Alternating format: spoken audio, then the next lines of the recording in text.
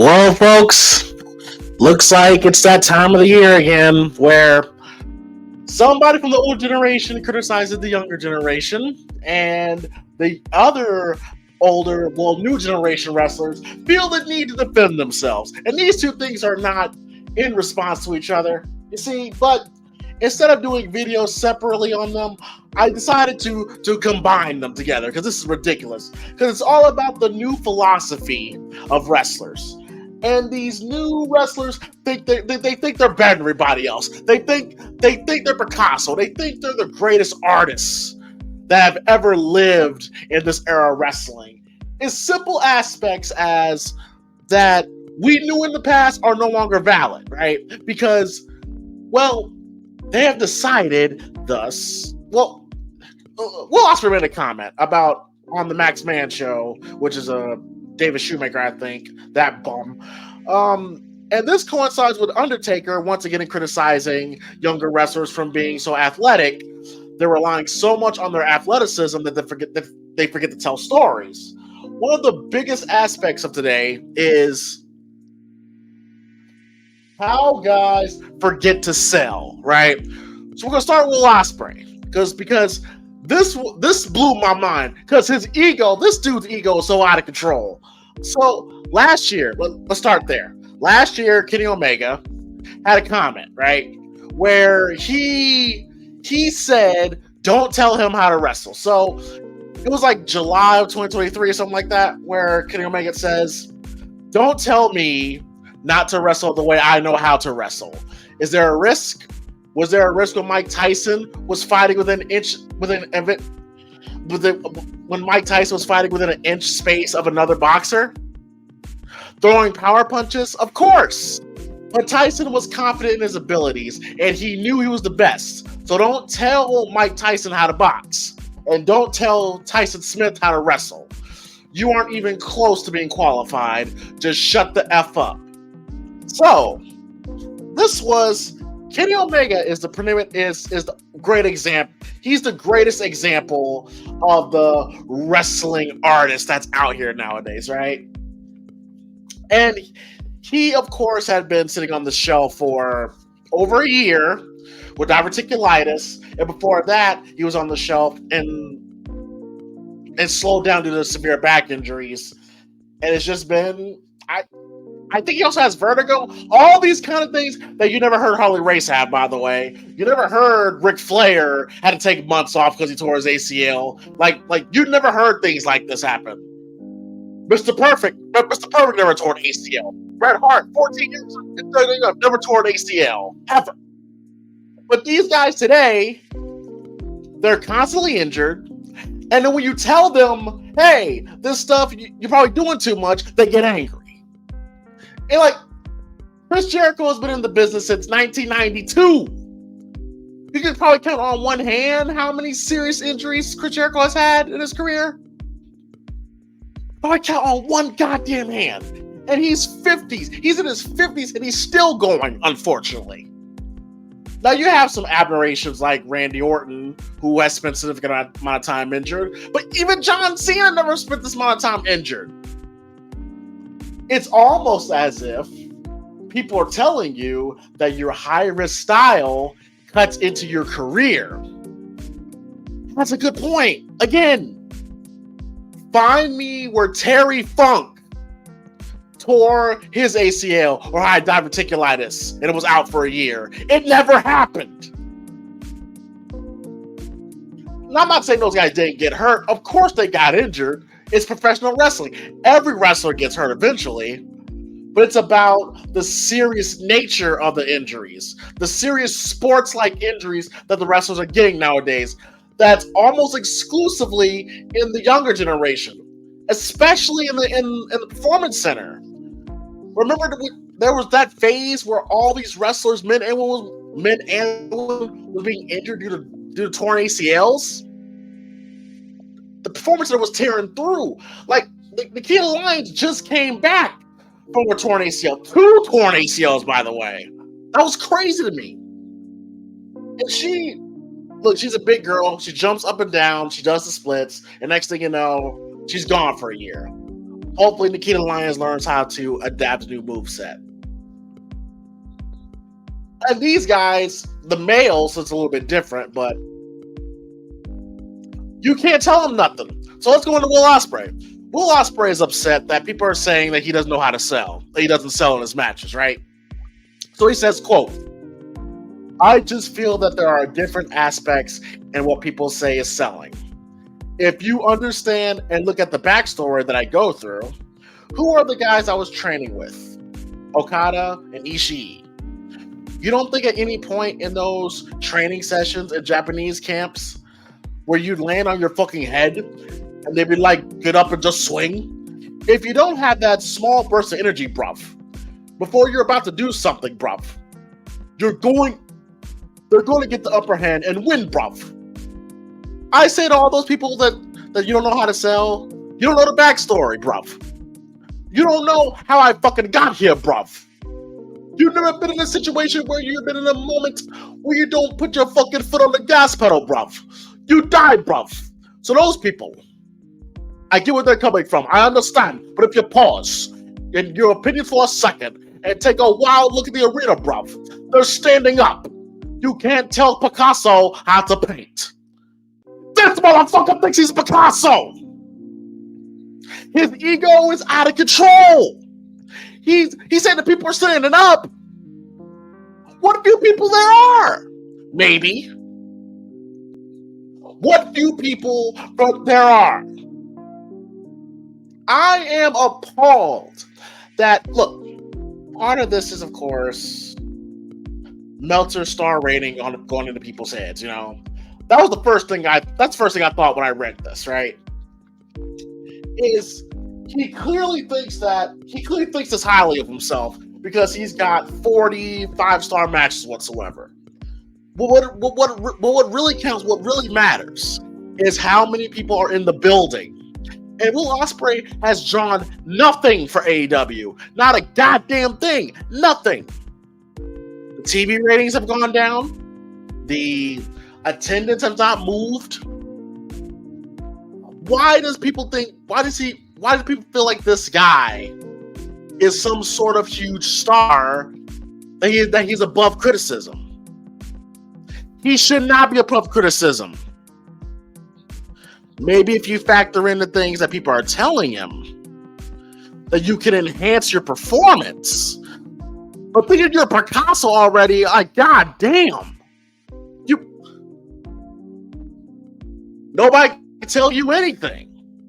It's pretty ridiculous to me, man. It's pretty ridiculous. So, you got all these flippity doodah guys out here, right?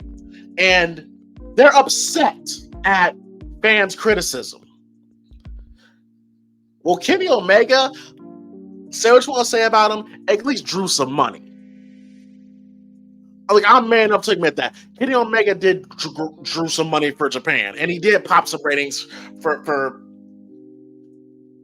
he did pop a little bit of ratings in the USA. I'll give Kenny that. Despite what Scott D'Amore probably has you believe, but he didn't do that good in TNA. But Will Ospreay hasn't drawn shit. He doesn't sell any merchandise. Nobody cares about Will Ospreay, bro. Maybe he was a big star in Europe, but whatever. Well, Undertaker did a response. Not necessarily a response to these guys, but he was in a conversation with Booker T. And his comments is directly related to what Kenny Omega was saying last year and to what Will Ospreay is talking about. Undertaker says, never in a million years can I imagine how athletic these guys are today. They're doing video game type stuff in the ring. And I think sometimes it's a curse because they're so athletic and they rely so much on that aspect that they forget the most important aspect of what we do. And that is storytelling. The stuff that these guys are doing to get reactions from the crowd just makes it more dangerous than it has to be, because after a while, people get desensitized to the crazy moves. The double backflip off the top rope onto the floor, I've seen it done a couple of times. Now what do you have? Been there, do the years, and knowing what it does to your body is like, man, you're not going to have careers like we did. You're going to burn out. and you're going to get hurt. And going back to the beginning, where's Kenny Omega now? Don't tell Tyson Smith how to box. You're not qualified. Well, he's sitting at home right now. AEW's, they got a decent rights deal, but the arenas are damn near empty. Less than 10,000 people, I think, was at Wrestle Dream. Less than 9,000, maybe, for all we know. And don't tell Tyson Smith, he hasn't wrestled in a year. What the fuck is Kenny Omega talking about? He hasn't wrestled in a year. Will Ospreay said, well, my training allows me to not sell. Me get dumped on my head. Okay. But people are standing up, bruv. Oh, really? What few people are coming to these shows? You're not talking about a full arena here, Will. So, something's got to change, bro. And I think the ego of these wrestlers, and I know people are going to go back and say, well, Meltzer says that at one point that the old guys, they criticized Steamboat and Flair for doing too much. They were working too fast, yada, yada, yada. I get that's eventually going to be the argument. But what's not an argument is how many... Look, Rey Mysterio's knees are so bad. He's a luchador and the guy is small. Look at his legs. He's one of the greatest of all time. Legit, absolutely. I love Rey Mysterio. We all love Rey Mysterio. But he had more knee surgeries than Bret Hart had surgeries, period.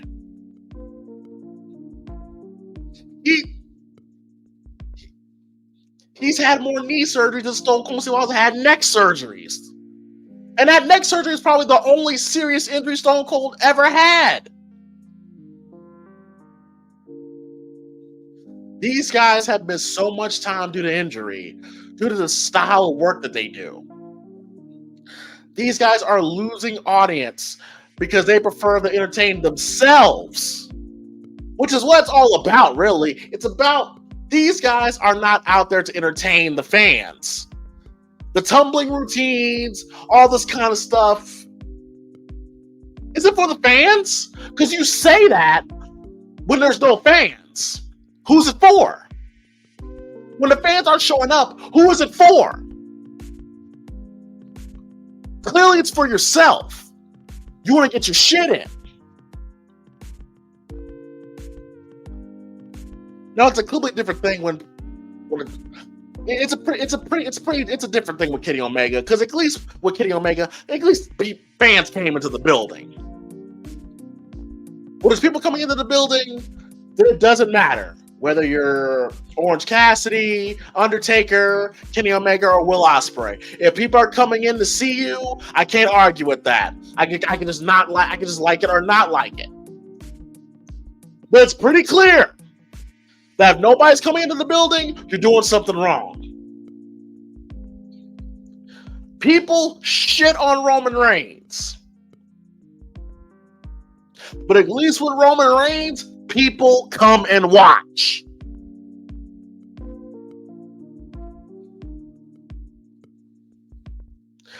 So Will Ospreay, just because a random dude from San Jose gives you 5 stars, doesn't mean jack shit in the grand scheme of things. When you look at the physicality of these guys, some of these guys are 38, 39 years old, same age as Roman Reigns and Cody, and they're absolutely busted. They're cooked. Okada. He should be in his physical prime.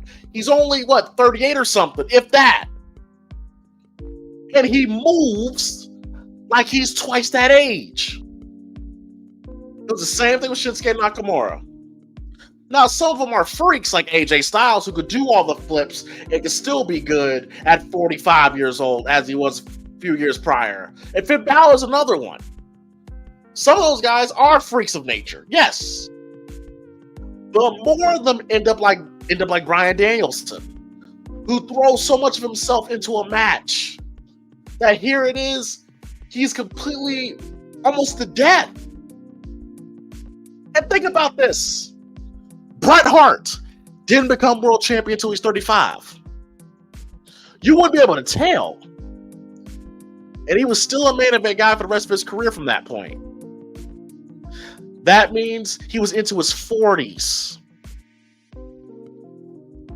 And some of these guys are beat up and almost finished at 40. So who's right? Or even if you don't say who's right, who seems to have a stronger point? Guys like Undertaker? Or guys like Will Ospreay? Guys like Kenny Omega? Because again, reality seems to point in the direction that if you slow down, if you sell, you'll have a longer career. And look, you can still do all that stuff. It doesn't mean you have to do it in every match. You don't have to do it all the time. If you pick your spots, you can be more spectacular. Or you could turn every match to a Power Rangers fight scene, some Jackie Chan, Rumble in the Bronx type shit, and people will get bored of it and moved on because there's nothing else there. There's no substance to what these guys are doing. And we seem to have this conversation every year. Every year. But I was blown away by what this man was saying. Don't tell Picasso how to paint, bro. Like, who the fuck are you? Who are you? Who named you Picasso? Who the fuck is Will Ospreay?